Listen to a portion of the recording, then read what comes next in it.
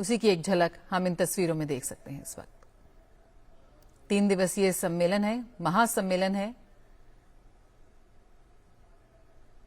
जो तमाम हमारे केंद्रीय मंत्री हैं वो उत्तर प्रदेश की प्रगति के संदर्भ में किस तरह से हम देखेंगे एक डबल इंजन की सरकार जो गति देती है हमारे विकास को, हमारी अर्थव्यवस्था को, उन तमाम चीजों पर अपने विजन को साझा करते नजर आएंगे इस ग्लोबल इन्वेस्टर्स समिट में। और दुनिया भर से डेलीगेट्स, इन्वेस्टर्स वो भी अपनी उपस्थिति दर्ज करा रहे हैं। इसमें किस तरह से तमाम पॉलिसीज गढ़ी गई, ईज टू डू बिजनेस, कैसे निवेश को और बढ़ावा दिया जाए, निवेश को आकर्षित किया जाए, जिससे उत्तर प्रदेश उत्तम प्रदेश बने। और न सिर्फ उत्तर प्रदेश, पूरे भारतवर्ष में हम देख रहे हैं कि किस तरह से निवेश को बढ़ावा देने के लिए, ईज टू डूइंग बिजनेस के लिए, व्यापार के लिए, रोजगार सृजन के लिए कैसे एक माहौल तैयार किया गया।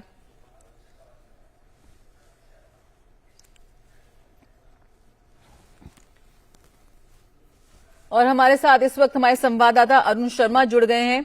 अरुण, बिल्कुल कह सकते हैं कि ये निवेशकों का एक महाकुंभ है जिसकी शुरुआत हुई है। न सिर्फ हमारे देश से और पूरी दुनिया से इसमें इन्वेस्टर्स और डेलीगेट्स शामिल हो रहे हैं। एक अर्थव्यवस्था को, एक हमारी आर्थिक व्यवस्था को किस तरह से एक नई गति प्रदान करता नजर आएगा। क्या क्या इसके हाइलाइट्स होने वाले हैं जिस पर हम सभी की निगाहें इस बार टिकी हुई हैं? देखिए, investor summit over the period of time काफी ज्यादा अपग्रेड हुआ है। आपको याद होगा कि प्राइम मिनिस्टर नरेंद्र मोदी जब गुजरात के मुख्यमंत्री थे तो उन्होंने सबसे पहले इस तरह के इन्वेस्टर समिट का आयोजन किया था गुजरात के अंदर, जिसको वाइब्रेंट गुजरात का नाम दिया गया था। वो इतना सक्सेसफुल मॉडल हुआ था कि पहली बार जब उन्होंने इसका आयोजन किया तो जापान जैसी कंट्री पार्टनर कंट्री बनती दिखाई दी थी और अन्य इंटरनेशनल आप कह सकते हैं कि बहुत सपोर्ट आया था इस तरह के इन्वेस्टर समिट को और काफी मैसिव इन्वेस्टमेंट कमिटमेंट्स उस समय पर मिले थे। ये उस समय की बात है कि जब गुजरात में भूकंप जैसी त्रासदी छिड़ी थी तो उसके बाद में एक बहुत मैसिव इन्वेस्टमेंट आया था। उसके बाद आप आज देखिए कि हर स्टेट लगभग उसी रोल मॉडल के आधार पर आगे चल रहा है। मध्य प्रदेश हो, उत्तराखंड हो, हाल ही में कर्नाटका की बात कर लीजिए, तेलंगाना की बात कर लीजिए, महाराष्ट्र की फॉर दैट मैटर बात कर लीजिए। हर स्टेट एक तरह से इन्वेस्टर समिट का आयोजन कर रहा है। इस इन्वेस्टर समिट के आयोजन के पीछे एक खास मकसद इस बात पर है कि वो अपने स्टेट की स्ट्रेंथ को, जो बिजनेस की स्ट्रेंथ है, उस दिशा के अंदर कैसे इन्वेस्टमेंट को आकर्षित कर सके। आज जब उत्तर प्रदेश इन्वेस्टर समिट का आयोजन करने जा रहा है तो एक तरह से जो उनके आंकड़े बता रहे हैं वो कह रहे हैं कि 22 लाख करोड़ के आसपास या उससे ज्यादा के जो इन्वेस्टमेंट प्रपोजल्स हैं, जो इन्वेस्टमेंट कमिटमेंट्स हैं, वो उसको एक्सपेक्ट कर रहे हैं। ये इन्वेस्टमेंट जो कमिटमेंट्स आते हैं मोस्टली ट्रांसलेट होते हैं इनटू इन्वेस्टमेंट्स के अंदर at the end of the day.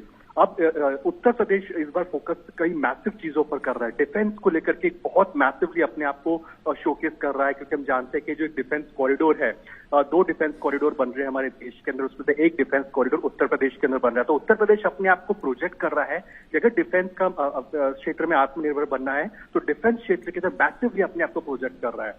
दूसरा, हाइड्रोजन से जुड़ी चीजें और इलेक्ट्रिक जो व्हीकल्स हैं, उस दिशा के अंदर उत्तर प्रदेश अपने आप को एक मैन्युफैक्चरिंग हब बनाने की कोशिश कर रहा है पूरे देश के अंदर। और आप देखेंगे कि प्राइम मिनिस्टर मोदी भी जब एग्जीबिशन में गए थे तो उन्हें इलेक्ट्रिक व्हीकल्स, हाइड्रोजन व्हीकल्स, इन व्हीकल्स से रूबरू कराया गया था, बताया गया था कि किस तरह की जो व्हीकल कैपेसिटी है या प्लांट है जो यहाँ पर इन्वेस्ट होते हुए जिनका निर्माण यहाँ पर होता हुआ दिखाई देगा, जिसमें इन्वेस्टमेंट आता हुआ दिखाई देगा।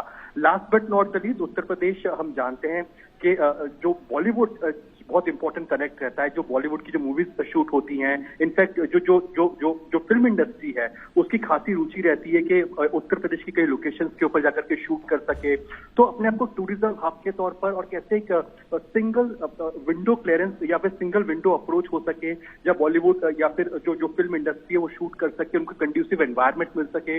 फिल्म सिटी की बात लगातार उत्तर प्रदेश जैसे राज्य के अंदर चल रही है।